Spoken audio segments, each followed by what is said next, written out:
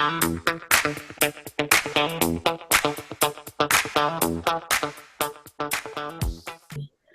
Gabriel. Thank you for being with us on another segment of Making Sense with Gabriel. Because without you, then there's no show. Hey, Nancy, nice to see you. Yeah, we want to have a show, so I'm happy to be here. Um, so, I just also wanted to know that sometimes during our segments, we may repeat some of the information about healthy eating and veganism, but the viewers need to know that these topics are so deeply interconnected that it's just something that can't be avoided. Yeah, and also we as human beings, we learn through repetition, right? I think it's like we need to have access to trying new foods at least 7 times, to get used to them and start to Right. like them. And it's similar with information. Most of us need to hear stuff multiple times before it really sinks in. So a little bit of repetition, although it might be like, hey, I've already heard that. It's like, hey, it's not the end of the world because it's easy to forget. Right. Or you could say, hey, I remember that. And that'd be great because then you're testing if you really paid attention and if you absorbed the information. Exactly. So let's talk a little bit about mental health. Like, how can my diet impact my mental health, and what foods can help improve my mood or help reduce my anxiety? Do you have some tidbits for us? Definitely. I guess I'd say first off, don't replace or people shouldn't use anything that I say as, medically specific information. Because I'm not gonna quote a research article right off the top of my head that pertains to these things, but we can certainly give folks some really solid general information about how the foods that we eat can help support, just good health overall. And when we support good, well-rounded overall health, systemic, right? Systems wide, the whole entire body. When we're supporting health in the human body, you better believe that the mind, that the brain, that it all benefits, right? It's like, just like we said earlier, right? There's overlap in all these things. We're not just eating well so that we can be less likely to have a heart attack or a stroke. It's like if we're eating well enough that we're benefiting what's going to help our heart and our brain. With heart attack and stroke, we're going to be helping all the other systems in our body. So that's really cool, right? It's like a one-stop shop. You eat well, you benefit your eyes, your digestive tract, your lungs, your heart, your kidneys, your all of your your muscular system and all your peripheral limbs and fingers and toes. It all benefits. And so similar for mood and mental health. If you eat a well-rounded diet, if you eat a plant-based vegan diet, even better. That's again, lots of variety. So think of all the colors, right? If we're not getting lots of different plant foods, if we're not getting lots of different colors on a daily or at least a weekly basis, right? You don't have to hit the whole rainbow for every meal or the whole rainbow every single day. But as often as we can in terms of what our wallets permit and our access to different foods, right? There's issues for certain folks around having access, about the foods being affordable, about them being available year round. Those are all legitimate, variables or factors. But the degree to which we have access and we can afford these foods, it's great to get as much variety and as many colors as often as possible. And so great ways to do that are to have, I try to have a salad, not every single day, but as often as many days as possible. I eat a big leafy green salad because that's just a great way for me personally, right? Everybody needs to find what works for them. But for me as a dietitian, as somebody who loves nutrition, as a longtime vegan who wants to take really good care of my health, and I know that eating all the colors, that eating lots of a variety of different plant foods is really good for total body health, and of course, mood and anxiety and the way that our brain functions all benefits from that. It's going to be doing all those colors, and then eating a variety, not just of different colors, but a variety from all the different plant-based food groups that we know of. And so, and that's just like a group of, give or take, I think it's 6 or 7, but I'll name them off and show my fingers as I'm counting them. Whole grains, legumes, which include beans, split peas, and lentils. And there's dozens of different varieties, right? So again, variety. Don't just eat pinto beans and black beans. Eat all the different, as many different legumes as you can. Fruits, long list. Most people know fruit pretty well, but again, variety's great. Don't just eat apples every day if you have access to other foods and a palate to enjoy lots of different fruits. Vegetables, again, dozens and dozens of different types of veggies that we have access to. Lots of variety there. Then nuts and seeds, right? Again, don't just eat peanuts. We have walnuts, we have cashews, we have pine nuts, pecans, hemp seeds, flax seeds, chia seeds. So lots of different nuts and seeds, wonderful healthy fats, protein, fiber, lots of other different types of phytochemicals, wonderful for our health, right? Brains included. So that's nuts and seeds. Herbs and spices, that's another category. And of course, herbs and spices come from whole plant foods. So they're coming predominantly from vegetables, as far as I can think of off the top of my head, because vegetables include roots and stems and leaves, and herbs and spices come from lots of herbs, lots of roots, and it's dried and ground usually from those vegetable parts of the plant, the roots and the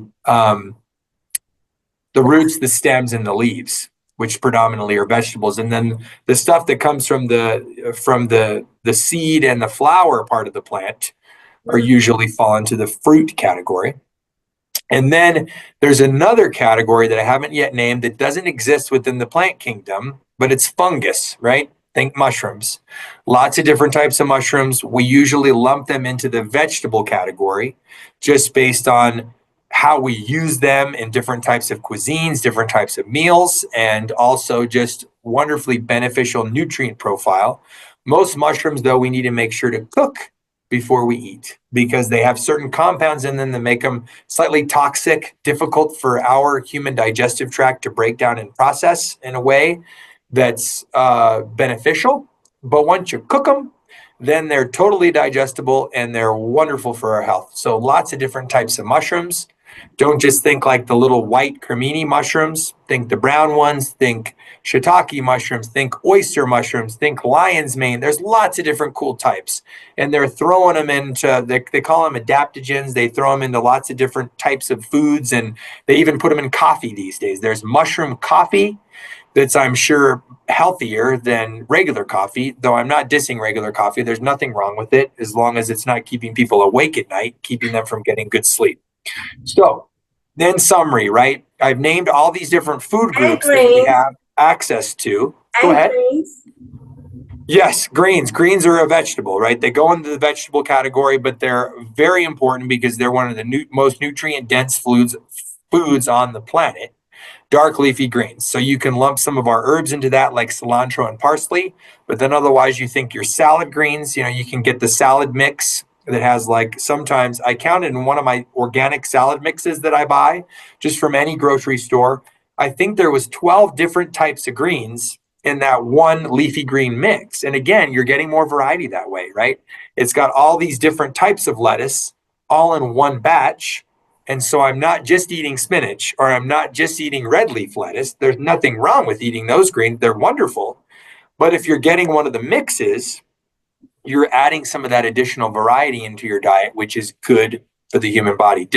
Every different plant is slightly different when it comes to its nutrient profile, when it comes to the different types of fibers that are contained within that plant food, and our gut bugs, which certainly influence our mood, right? The bacteria that live within our large intestine actually produce beneficial compounds called short chain fatty acids. And some of those help us to feel full before we overeat in a meal. And so there's this gut-brain connection that's going on. And similar thing, when we're feeling satisfied after a meal because we've eaten lots of fiber, which is fed our good gut bugs in our large intestine, and then we get the feedback from the receptors in our large intestine from these compounds that are made through the digestive process of these gut bacteria that are telling us, oh, that person's had enough to eat. And not only have they had enough to eat, but they've had the really good food that nourishes the gut, that nourishes the microbiome, that keeps a good intact barrier in our intestines so that we don't get things like leaky gut syndrome. And so lots of benefit from eating plants that have the fiber, that feed our good gut bacteria, that then in turn are, of course, going to help improve our mood. And then another big one is blood sugar. If you're eating a well-rounded plant-based vegan diet, and even if it's not vegan, if you're loading up on lots of different plants all the time, you're going to improve your blood sugar control, because the fiber in plants and the complex carbohydrates and the protein and the phytonutrients, all these different compounds working together, help to slow the absorption of sugar into our bloodstream so that we don't get this big spike, and then help us to not only slow it down, but then we're absorbing it over time. And when we're eating a healthy, clean, plant-based diet that's not full of junk food, that's not full of tons of animal fat, saturated fat is the key here, insulin is able to work more efficiently in the body's muscle cells predominantly. And muscle, of course, muscle cells are the biggest sponge that take glucose out of the bloodstream and into the body's cells, where glucose can do what it's supposed to do, provide energy for the body so our cells can do work. And when we're thinking about muscles, because they're the biggest sponge for glucose in our body, when we eat too much fat, specifically saturated fat, and too many calories in our diet in general, and plant-based diets are a key kind of antigen or a key fix for both of those, because when you're eating lots of plants, especially whole plant foods, minimally processed, you're going to eat fewer calories. You're also going to eat less saturated fat, because outside of the tropical oils, predominantly coconut and palm oil, the main sources of saturated fat in our diets, especially here in America, are animal fats. They're fats that are coming from animal foods. And so if we're limiting animal foods, if we're careful as to how much coconut oil and palm oil we're eating, and instead we're eating the poly and monounsaturated fats that come from nuts and seeds, that come from olive oil, avocado oil, some other oils like that that are much higher in mono and polyunsaturated fats, but much lower in saturated fat, insulin can do the job that it's supposed to do. It's a communicator to our body cells. Hey, there's glucose, there's sugar in the bloodstream. We want to get that sugar out of the bloodstream, because if we have lots of sugar in the bloodstream for long periods of time, that can be damaging. And again, when we're not eating too much saturated fat and too many calories, insulin can do its job. It goes and basically knocks on the door of all of our body cells. It says, hey, we've got glucose in the bloodstream, and glucose can efficiently get out of the bloodstream and into the body cells. And all of that basically means total body health. Our systems in our body are working like they're supposed to when we're eating lots of different plants all the time. And then, yes, a byproduct of that is naturally going to be fewer mood swings, better energy throughout the day. We know when our energy is more consistent, when we consistently feel better, our mood is going to be better. We're probably, I'm not going to guarantee it, right? Because I have to point to a randomized controlled trial to prove that it's going to improve anxiety and things like this. But I can say with confidence that it probably, right? It may, of course, help if people are experiencing anxiety, because it's helping our body in general to work more efficiently, to work like it's supposed to. And then downstream, it helps all these other things as a result. Not to mention that for me, right? I feel better already knowing that I'm not causing suffering and I'm not ingesting tortured souls into my body. So, and that's a big one that's separate from, health, like separate from physical health specifically, but that's a cognitive dissonance thing, right? If I'm eating foods that I know are attached in some way, even if I don't think about it regularly, because I'm just an average American who's just going through life and trying to get by, and I'm working a busy job or sometimes even multiple jobs to put food on the plates of myself and my family members. Some people aren't thinking about this stuff all the time, but you better believe if you have any knowledge about what goes on in factory farms and what happens to animals, there's some cognitive dissonance that has to take place where it's like, how can I eat this if I know there's so many terrible things that are associated with it. And so, yeah, that's a no-brainer in terms of improving our mental and emotional wellness overall, that we're eating in alignment with our values of doing no harm, of doing no violence, of trying to live the golden rule, right? Do unto others as I would have do unto me. And that doesn't just include other human beings, that includes all living beings. Correct. Very much so. And I did see that there are some scientific proof, medical proof, where there have been trials that show, because you're not consuming all those chemicals that go into the animals, so that you can consume them, that it does affect our, our moods and our anxiety. Yeah, it's definitely beneficial to eat more plants. It's going to help everything across the board, whether you're dealing with heart issues, whether you're dealing with stress and anxiety. It's just a good thing to do across the board. Let's put it that way.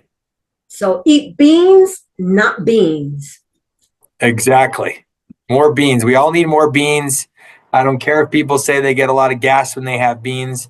Start low and go slow, meaning start with a small amount of beans but eat them every single day, because our gut bugs that help break down the fiber in beans that can give people gas and bloating, we need to help those gut bugs proliferate. If you've gone from eating no beans to eating beans, you don't have a big proportion of those gut bugs that you need to help break down that fiber in your gut. But our gut is adaptable, just like our muscles and our hearts are adaptable. When we train them, they can get stronger. Same thing happens with the gut. So expose them to a little bit of beans every single day. Start with 1 spoonful. Anybody can tolerate 1 spoonful of beans, but eat them every single day. And then after a week or two, you go up to 2 spoonfuls, and then you'll be up to a half a cup. And before you know it, you'll be up to a cup. And then you'll be eating loads of beans, and your health will be the best it's ever been as a result. And don't give up just because you get gas. Yeah. It's like there's nothing wrong with a little bit of gas, but the gas will get better over time, and you'll have less bloating and less discomfort over time if you're experiencing those symptoms while eating beans, because your body's going to adapt and you're going to get the stronger gut, the stronger microbiome that helps you process those healthy foods. Very good. Well, Gabriel, thank you again for another lovely segment of Making Sense with Gabriel. My pleasure, Nancy. Great to see you. Nice to see you too. Bye.